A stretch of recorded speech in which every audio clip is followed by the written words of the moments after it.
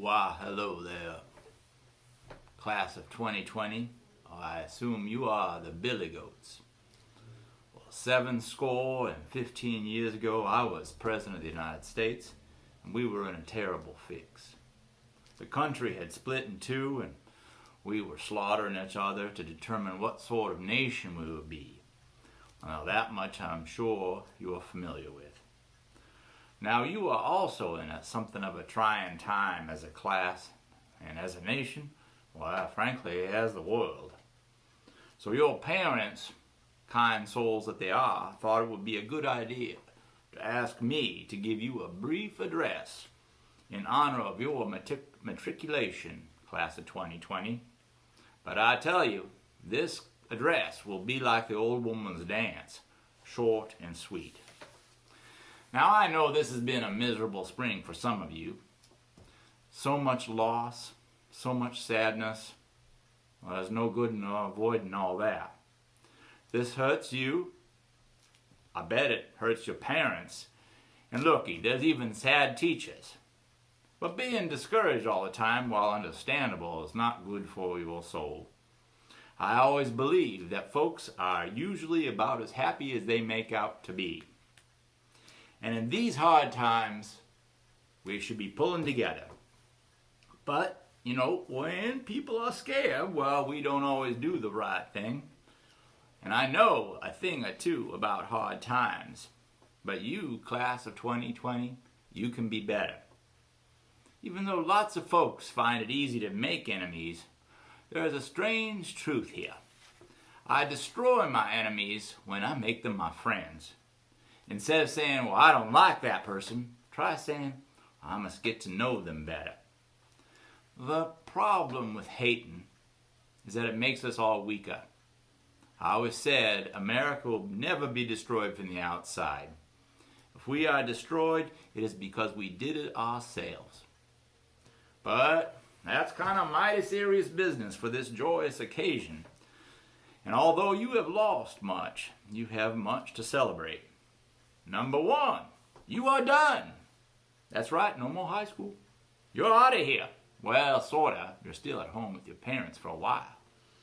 Number two, well, you, class of 2020, are needed. Yes, we need you and your young minds. Your willingness to learn and to serve.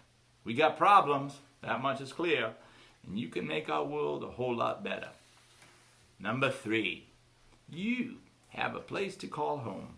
This school, this community, and most of all, your family and friends, they're your home. You can travel the world, but you have a home. Now, when I left Springfield, Illinois in 1861 to become the 16th President of the United States, I wrote, to this place and to the kindness of these people, I owe everything. Here I have lived a quarter of a century, and have passed from a young to an old man. Here my children have been born, and one is buried. I love Springfield, but I never saw it again. Number four, you have the chance to be who you want to be, and to be better than you have been. So when you're a young person, you can be forgiven for a lot. Not so easy as an adult. So take this time to be the best person you can be. Be the person that you trust. Be the person you admire. Be the person who is respected by everyone as kind, hardworking, and honest. Now, there's a fifth thing to celebrate here, and that is look around you. Well, look inside those ramshackle vehicles. I don't mean that. I mean look at your class. For an example of joyous energy, you can count on that Sam Baker boy.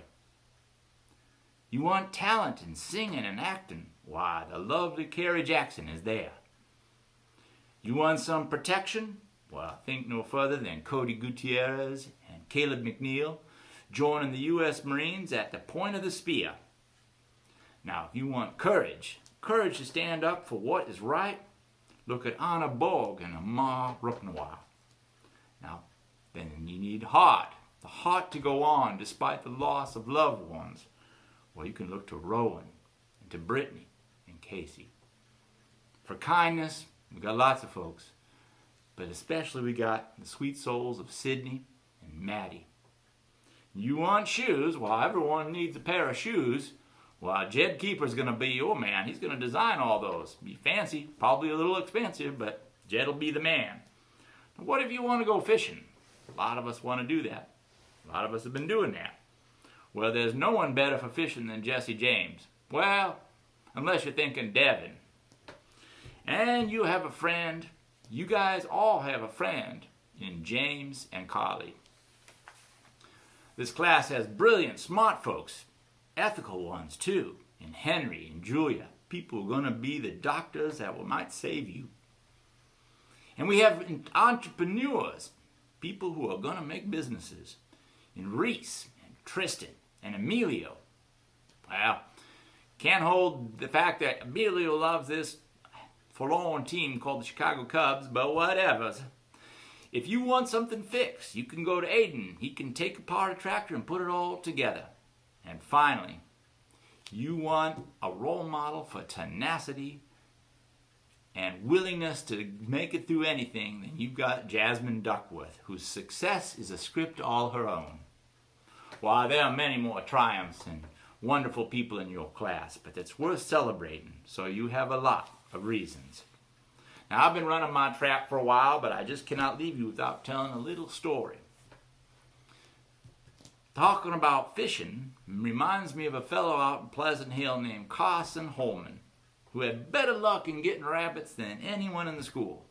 Now, Carson had a rusty old gun no other student dared to handle, and he never ever seemed to exert himself, being kind of listless and indifferent when out after game, but he always brought home all the rabbits he could carry, while some of the others, with their expensive artillery and their high-powered scopes, came home alone. Well, one day, some Logan Francis asked, "How is it, Carson?" And Logan was a good shot, and he knew something about hunting, but he was often unfortunate, never got his game. How is it, Carson, that you never come home without a lot of rabbits?" asked Logan.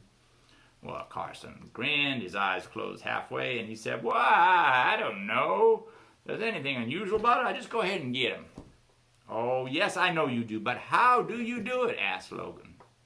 "Well, you'll tell on me," said Carson. "Honest, Carson, I won't say a word," pleaded Logan. "Hope to drop dead this minute." "Well, never say nothing if I tell you." "Crossed my heart 3 times, said Logan.